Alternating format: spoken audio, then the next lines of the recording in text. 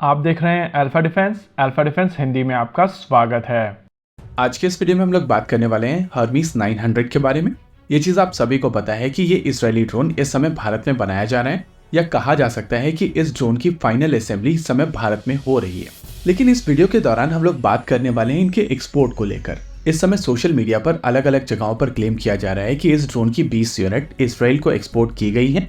लेकिन अगर social media बस छोड़ दी जाए तो ऑफिशियली कंपनी की तरफ से इस तरीके की कोई भी स्टेटमेंट नहीं दी गई है, और इसी वजह से इस रिपोर्ट को ऑथेंटिक नहीं कहा जा सकता है। हालांकि इकोनॉमिक टाइम्स की एक पुरानी रिपोर्ट है जहां पर कहा गया था कि 20 यूनिट इस तरीके के ड्रोन्स भारत में असेंबल करके एक्सपोर्ट किए गए हैं।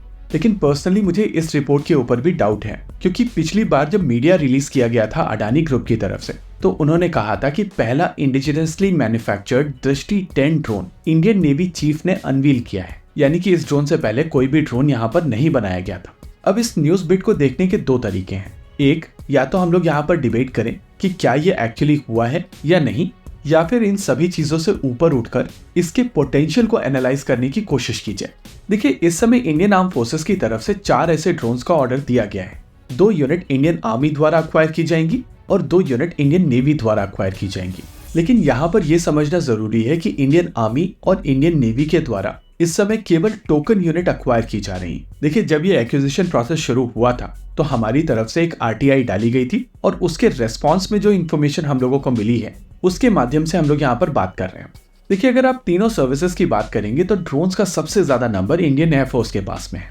नेवी और आर्मी के पास में कुछ नंबर में सर्चर ड्रोन्स हैं, और नेवी एक छोटी फ्लीट हेरॉन की भी ऑपरेट करती है।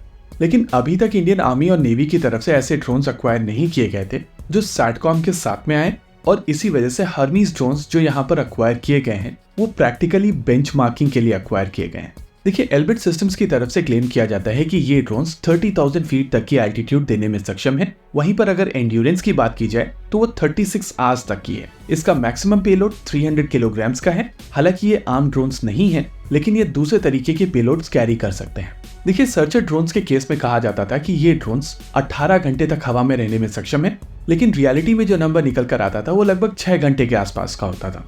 यानी कि यहाँ पर इंडियन आर्मी और इंडियन नेवी की तरफ से बेंचमार्किंग की जाएगी और समझा जाएगा कि इन ड्रोन्स की एक्चुअल इंडियन कंडीशन में क्या परफॉर्मेंस है। अगर ये परफॉर्मेंस इंडियन आर्म फोर्सेस की रिक्वायरमेंट के हिसाब से है तो नेचुरली और ज्यादा नंबर में इन ड्रोन्स को ऑर्डर किया जाएगा, क्योंकि भारत सरकार की रिक्वायरमेंट के हिसाब से अगर कोई विदेशी सिस्टम अक्वायर किया जाता है तो उसमें कम से कम 60% इंडिजिनस कंपोनेंट होना चाहिए। और अडानी की तरफ से क्लेम किया जा रहा है कि हर्मीस 900 में लगभग 70% इंडिजिनस कंपोनेंट है। हालांकि यहाँ पर भी एक लूप होल है जो आने वाले समय में भारत सरकार जरूर रेक्टिफाई करेगी, क्योंकि इस समय अगर कोई भी इंडियन कंपनी बाहर से कोई सामान अक्वायर करती है और उसके बाद अगर इस इंडियन कंपनी से ये कंपोनेंट खरीदा जाता है और उसका प्रयोग अपने सिस्टम में किया जाता है तो इसको इंडिजिनस माना जाता है। लेकिन भारत सरकार की रिक्वायरमेंट के हिसाब से हर्मीस 900 लगभग 70% इंडिजिनस कंपोनेंट्स के साथ में आता है, और ऐसे में अगर इस ड्रोन का प्रयोग करते हुए एक्सपोर्ट मार्केट को एड्रेस किया जाता है तो वो एक्चुअली एक विन विन सिचुएशन है। हालांकि इस तरीके के सिस्टम को अक्वायर करने की कोशिश में अगर आप इंडिजिनस प्रोग्राम को शेल्फ करते हैं तो वो एक पेनफुल सिचुएशन है। अगर इंडियन आर्म फोर्सेस की टोटल रिक्वायरमेंट की बात की जाए तो वो लगभग 100 ड्रोन्स के आसपास की है, जिसमें से 31 ड्रोन MQ-9BR हैं। लेकिन उसके बावजूद यहाँ पर 69 ड्रोन्स की अभी भी आवश्यकता है, और ये रिक्वायरमेंट आने वाले समय में आर्चर एनजी से पूर्ण की जा सकती है। हालांकि अगर Archer NG Indian arm forces की रिक्वायरमेंट को पूर्ण नहीं कर पाता है और बेंचमार्किंग प्रोसेस के दौरान हर्मीस 900 के साथ में जो चीजें क्लेम की जा रही हैं वो एक्चुअली अचीव की जा सकती हैं, तो उसके एडिशनल ऑर्डर के चांसेस हैं। होप यहाँ पर चीजें क्लियर हुई होंगी। इसी के साथ आज के इस वीडियो में रखते हैं केवल इतना ही। वीडियो को अंत तक देखने के लिए धन्यवाद। देखते रहिए अल्फा डिफेंस। जय हिंद।